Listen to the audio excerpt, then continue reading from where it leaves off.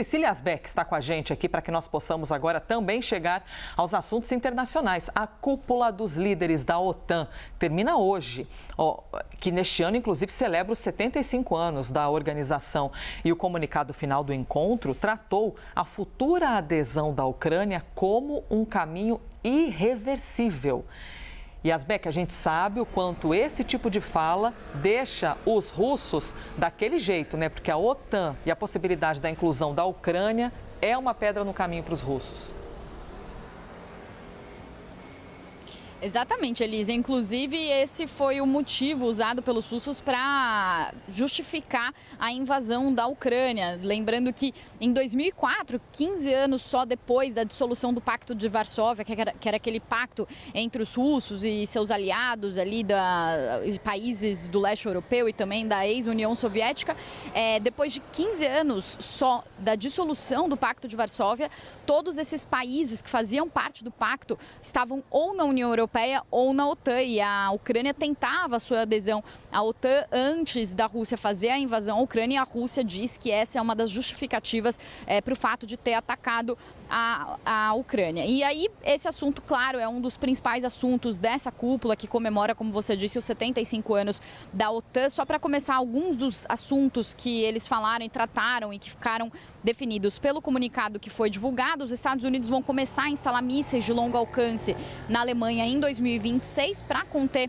a ameaça da Rússia aos países europeus, e essas são as armas mais potentes já baseadas em um país europeu, americanas, desde a Guerra Fria. Sobre a Ucrânia especificamente, os aliados confirmaram o fornecimento de 40 bilhões de euros em ajuda no próximo ano, mas sem fazer um compromisso pelos próximos anos por um período maior, como queria o secretário-geral da OTAN, Jens Stoltenberg. Eles também falaram que a OTAN está em condições de estender um convite à Ucrânia para aderir à aliança quando os aliados concordarem e as condições forem cumpridas. Aqui é mais do mesmo, né, Elisa? Porque eles já tinham mostrado esse compromisso de adesão da Ucrânia à OTAN, mas o próprio presidente Joe Biden diz que essa adesão da Ucrânia à OTAN poderia levar a uma terceira guerra mundial, uma escalada muito forte da guerra. Então, enquanto há essa situação de conflito, os países aliados da OTAN, eles evitam que a Ucrânia entre na OTAN, apesar de falarem que tem uma intenção de que isso aconteça em algum momento. Elisa?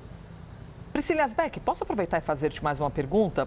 Porque no meio desse alvoroço internacional, vamos assim dizer, quando a gente fala da possibilidade da OTAN incluir a Ucrânia no bloco, como é que a China reage a tudo isso? Porque já reagiu a essa declaração dos países da OTAN e a maneira como foi a reação chamou bastante atenção, né?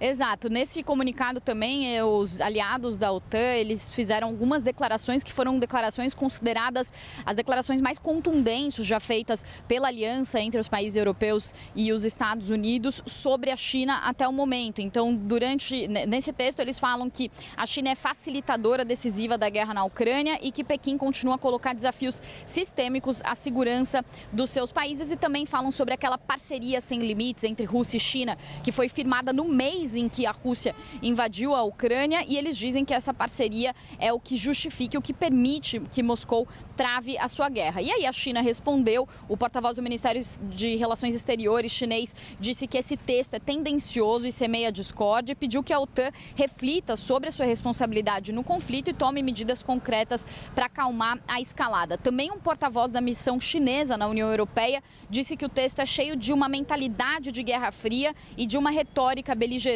com provocações, mentiras e difamações. E essas trocas de acusações, elas acontecem em meio a um contexto em que os Estados Unidos e os países europeus acusam a China de fornecer materiais da chamada dupla utilização, então de fornecer alguns itens, exportar alguns itens para a Rússia que acabam sendo usados pela Rússia na sua indústria bélica e no seu esforço de guerra contra a Ucrânia. Lembrando que a China se tornou o principal parceiro comercial comercial da Rússia passando a União Europeia, e isso depois do início do conflito. Uma outra preocupação também, Elisa, dos aliados da OTAN está na Índia. Então eles falaram sobre ficar de olho e prestar atenção na região Indo-Pacífica, justamente porque nessa semana o primeiro-ministro indiano Narendra Modi foi à Rússia e teve um encontro com Putin, inclusive demonstrou ali um certo afeto, digamos assim, por Putin, abraçou Putin, e então os aliados da OTAN também falaram sobre essa tensão em relação à Índia, que junto com a China também se transformou um importante parceiro comercial para a Rússia, que fez também com que a Rússia conseguisse driblar as sanções das potências ocidentais que foram colocadas depois do início da guerra. Elisa.